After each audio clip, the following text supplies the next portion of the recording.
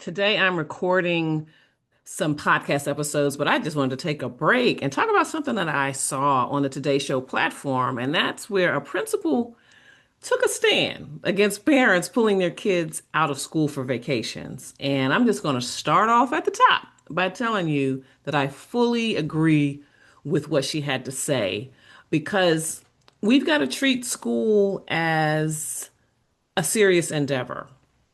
And when you drop out for vacations, not emergencies or once in a lifetime situations, you're really just treating school as optional when you do that kind of thing.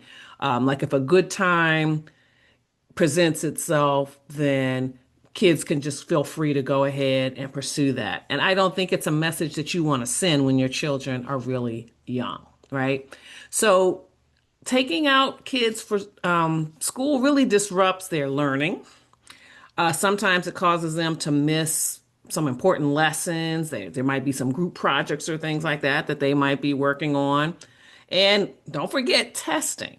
And it's not always easy to make that stuff up. And plus, it puts more responsibility on teachers, which is not necessarily fair because the teachers are either going to need to prepare all of the assignments in advance and prepare a package for your child to go on the trip. And again, if it's an emergency, that's one thing. But they have to do this work, or they may need to give a lot of extra help to catch your child up because when your child's not in class, the class moves on. And so that's something to consider. Also, when you allow your child to skip school for leisure, not health reasons, not emergency family situations, it really also undermines the regard and respect that they should have for the school community. Because remember, when you're in a school, you're part of a community. And everybody plays a role to make the community what it needs to be, to help everybody learn and grow. That's not just academically, but socially and emotionally.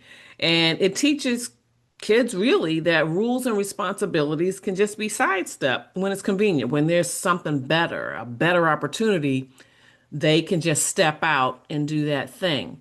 And so schools have policies, right? For a reason. They want to try to provide a consistent learning environment for kids and help them to develop strong work habits and also, again, play their role in the community.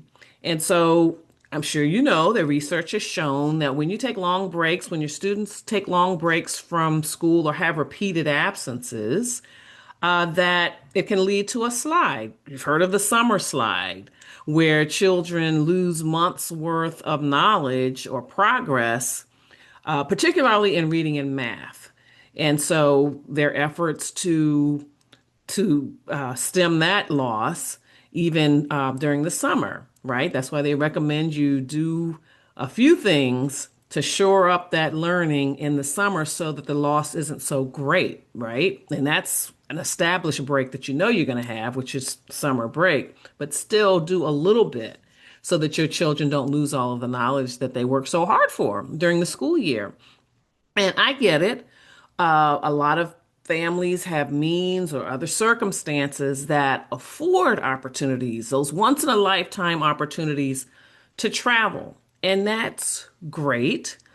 Again, it's not because you want them to go to some place that you could easily get to any other time of the year, but the prices, they're having a sale on flights or whatever. I mean, the fact is, school is very much a part of your children's lives in K through 12. And you know how the school year goes every year, so you can plan so that they can take advantage of these travel opportunities at other times of the year. You can plan financially and scheduling and all of that. So it's not like you don't know that the school year is coming. And again, if it's a once in a lifetime opportunity, it's a family emergency, something unusual, and you need to take your children out, then Of course, that's understandable. And even schools understand that. They don't mind going that extra mile to accommodate you and your family, to take care of those moments, right? And so if you know already that travel is just going to be a part of your life and you want to have full flexibility during the year to travel when you want to, then homeschooling might be an option. Online schooling might be an option. And that might really fit your family's goals and aspirations. And that's okay, but that allows your children to pursue those opportunities without dropping in and out of the classroom and the community. It doesn't disrupt your child's learning that way if you choose one of those other alternatives. And it also allows the public school or private school children that might be in your children's class to continue on without the disruption. So I really believe in this. I'm not trying to shame parents who have access, who want to have these great experiences for their kids, but you have to recognize that you do affect other people, whether you go to public school or private school, when you're dropping in and dropping out. It just really sets the expectation that maybe school's not that important for your child, and it may even convey that to other people, like maybe school's not all that valuable if you can find something better to do, right?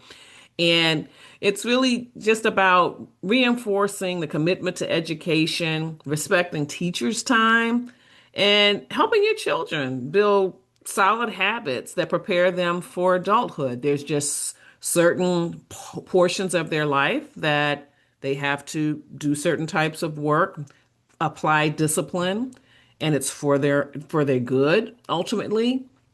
So show that to them.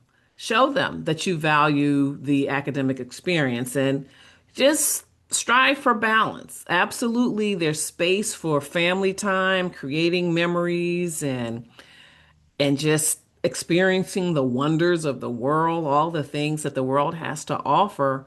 But even as an adult, it's in balance. Working adults, they don't try to travel all the time. They know that they've got a plan, they've got to make sure they have the financial resources, they have the time to truly absorb the experience that they're planning.